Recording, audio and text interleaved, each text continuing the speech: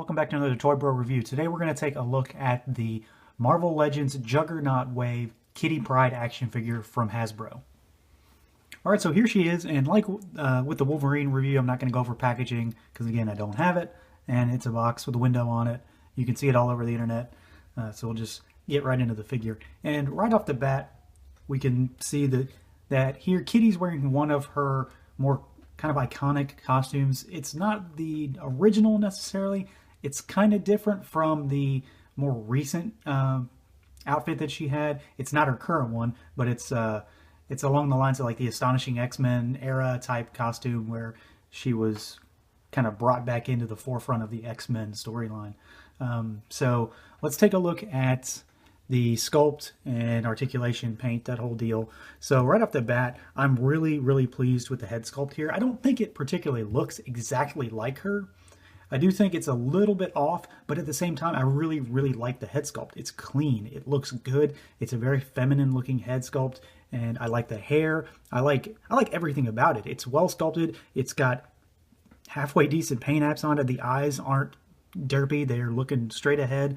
Got a nice little shading on the lips for lipstick, and you know, the ears are well done. I think the head is really great on this figure. They really did a good job. The figure itself is really small overall in terms of just like substance. She's really thin. I mean, she's a small, kind of petite character to begin with, so it's not too odd for it to be that way. It's just she's a little smaller than you might expect.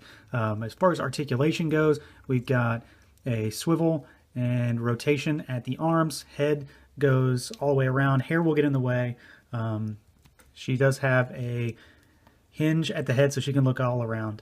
And then we've got an upper torso ball joint. So she's got pretty good rotation there, and she can move down slightly. Not too much, but I haven't found a need to really use that to that extreme. There is no waist twist. We have got rotation at the thighs, which is pretty normal. As far as swivel on the leg joints, they go out about yay far. I can't get them any further than that. They'll go forward about 90 degrees. They'll go backwards just a little. The knees are double jointed as usual. We've got a hinge and swivel at the ankle. I missed the arms. We've got a single jointed elbow, and then we've got wrist rotation and a wrist hinge. And as far as the rest of the body goes, I think it's pretty good. There's solid sculpting all around. I don't really have too many issues with her. She looks good. She looks kind of like what I would expect a Kitty Pryde figure to look like. We've got some wrinkles sculpted into the gloves. There's not a whole lot to speak of in terms of the sculpt. Most of what the substance is that head, and I'm like I said, I'm really pleased with it. You've got a sculpted fist hand and then an open style hand pose, like she's kind of doing her phasing motion. And then we've got the belt that just sits on the torso, and it can kind of sit, when you've got her posed, it'll kind of sit to one side, so it's kind of loose on the hips. And back's pretty plain, but you got like those lower back muscles sculpted in there. So little details like that look really good. And overall, I think this figure is sculpted pretty well. She is kind of hard to pose every now and again, and that's just due to her size, I think. But once you kind of get her in that spot, I don't really have any issues there. As far as paint goes, we've got molded plastic is black, and then the yellow is painted on.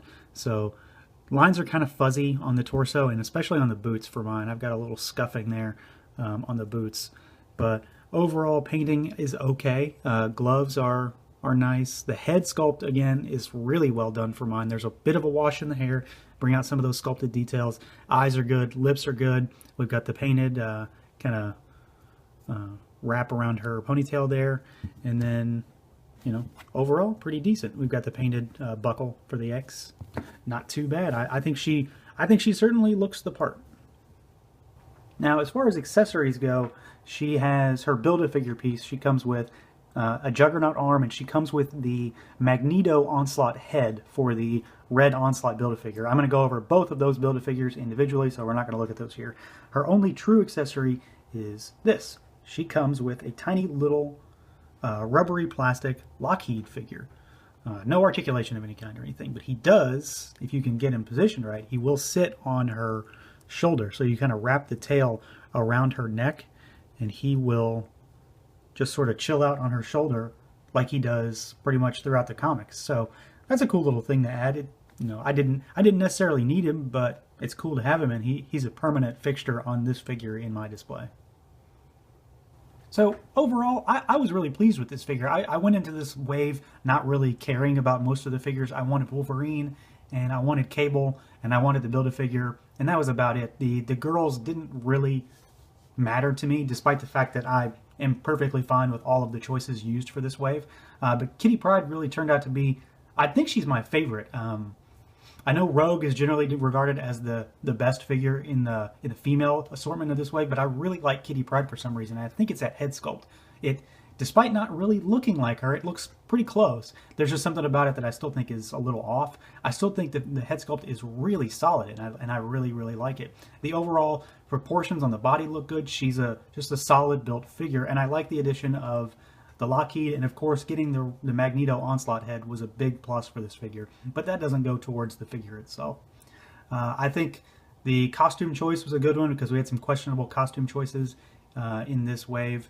Well, one in particular at least, but I think they really nailed the look of the figure, and just the overall articulation and sculpt on it is pretty good for a female Legends figure. So I really enjoyed this one. So that's gonna do it for this review, everyone. As always, stay tuned to Toy Bro for more reviews. We're gonna be working through this X-Men wave pretty quick, so I can get some more stuff going.